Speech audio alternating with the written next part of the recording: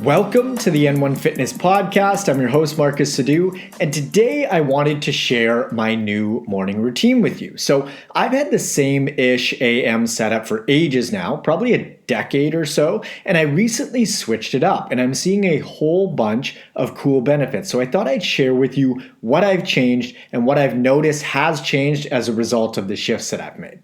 I used to wake up in the morning and meditate for 10 minutes first thing. I'd jump out of bed, throw coffee on, and get straight to work. Now, I found this really beneficial for productivity because, as I've talked about in prior podcasts, I'm a big fan of eating the frog, which just means doing your most difficult task first when you're nice and fresh.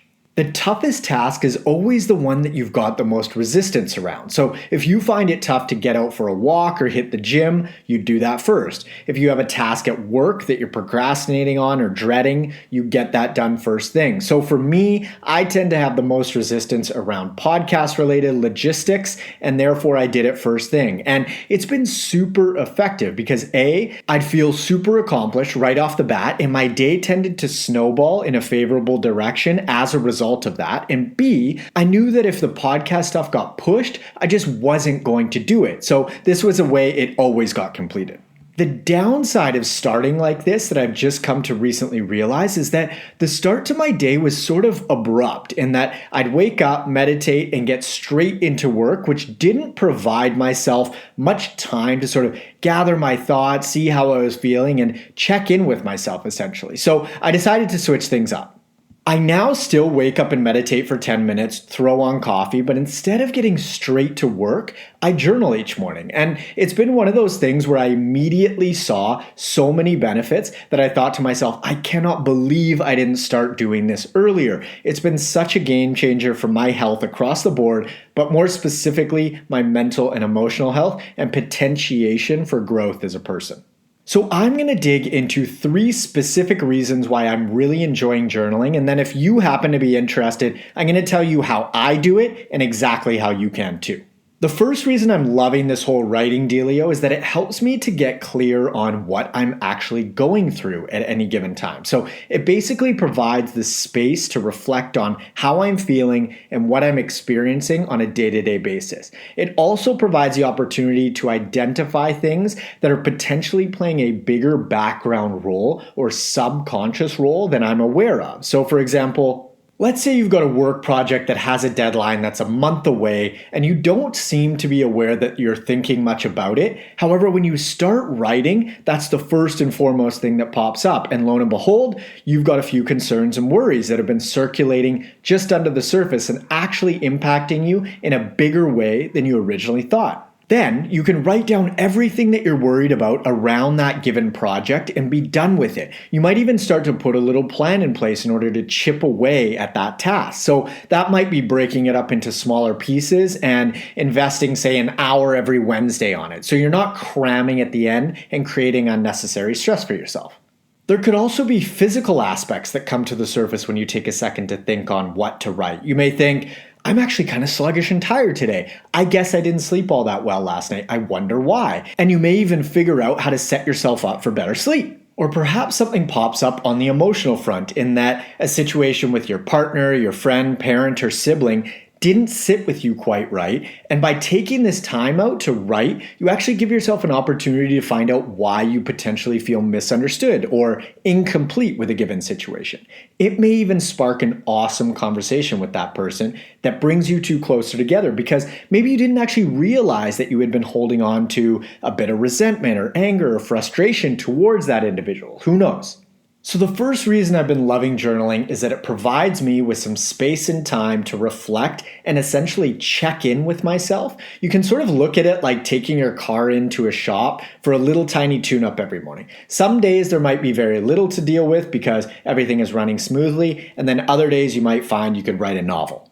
The second reason I'm digging my new morning routine is that it slows me down. I have a tendency to go, get as much done as possible. Productivity and practicality have been massive themes in my life, so journaling has me slow down a little bit, smell the roses in a sense, and it really grounds me.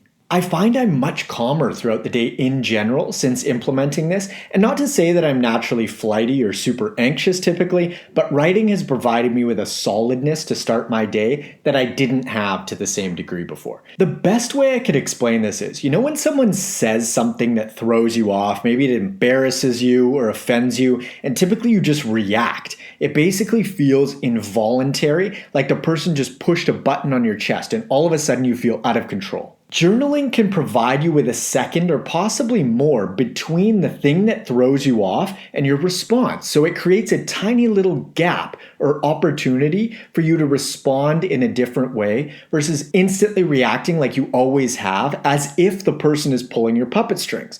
A lot of folks actually find that meditation can provide this opportunity or little gap as well. This is really cool because this split second is an incredible chance for you to shift and change patterns in your life that aren't serving you anymore.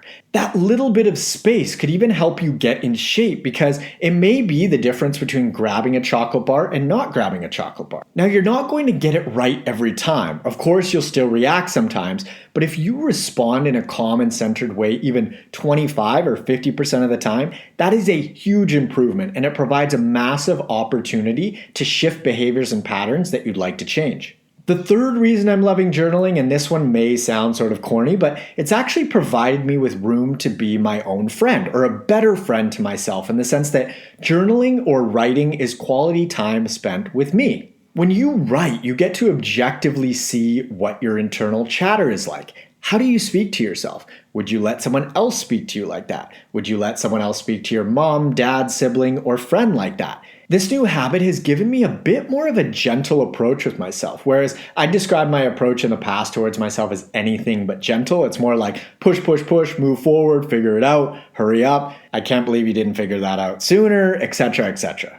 We talk to ourselves all day, every day, right? But this is a way to do it in a potentially more productive way because there's something about putting pen to paper that doesn't happen when you're just spinning in the thoughts in your head. I compare it to looking at yourself in a mirror versus a picture or even on film. Sure, the lighting and angles can vary, but you're going to get much more useful feedback as far as where you truly are body composition wise if you look at a photo or video versus glancing in the mirror. And the reason I use this example is because I have all my clients take progress photos, and taking that first set can be pretty sobering, but so useful to see where you're at, and journaling can be that gauge for you from a mental and emotional angle. So I tend to write through ideas, thoughts, concerns, worries, things that are exciting me, things that I might even be dreading, what I'm grateful for, what's working, what's not, what I'd like to shift and change, anything really. So the third benefit in a nutshell has been that writing has provided me with an opportunity to humanize myself more.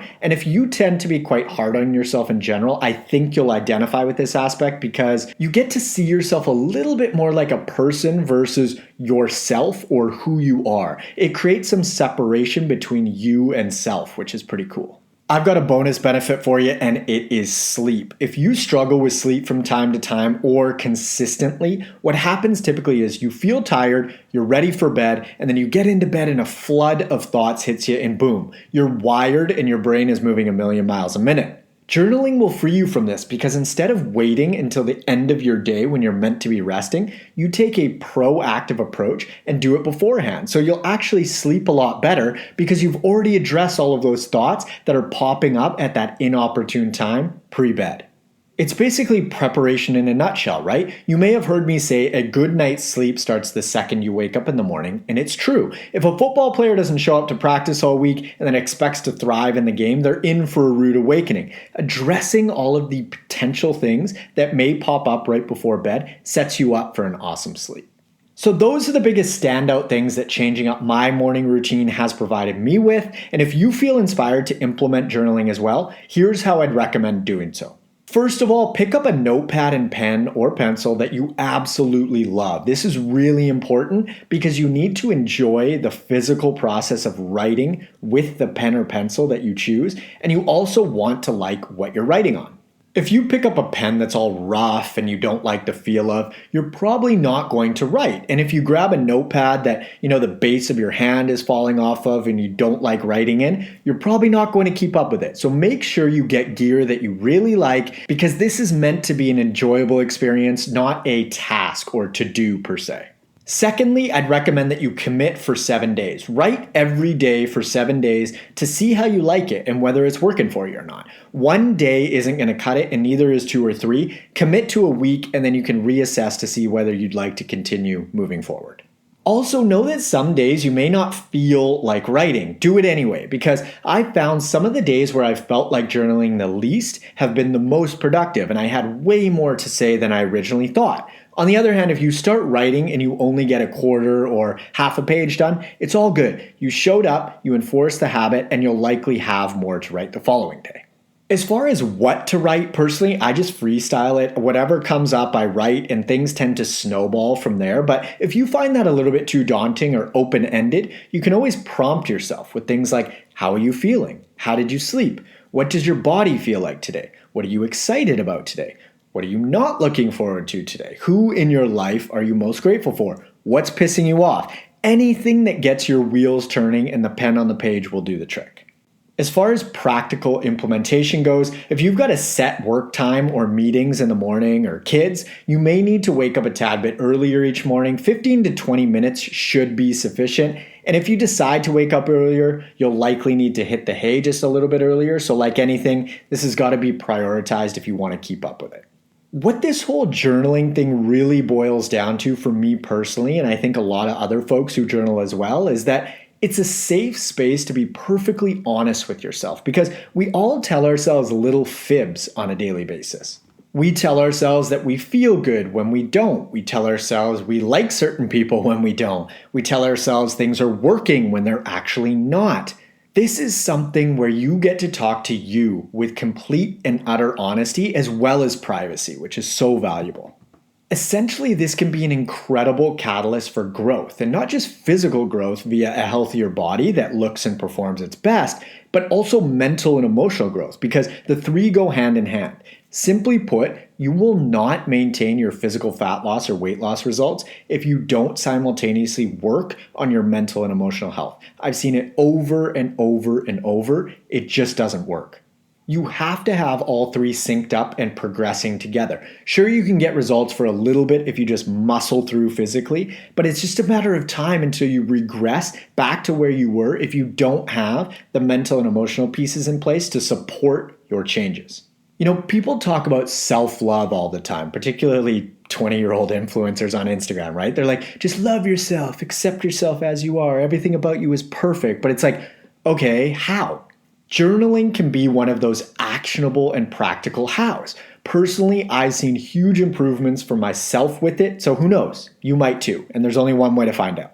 If you're interested in applying for one-on-one nutritional coaching and or workout design with me, you can click the link in the description below or head on over to n1fitness.com/coaching. Follow me up on Instagram at N1Fitness and feel free to friend me on Facebook at Marcus Sadu. Lastly, be sure to hit the subscribe button on whatever platform you're using. Thanks for tuning in, and I will catch you on the next episode. See ya!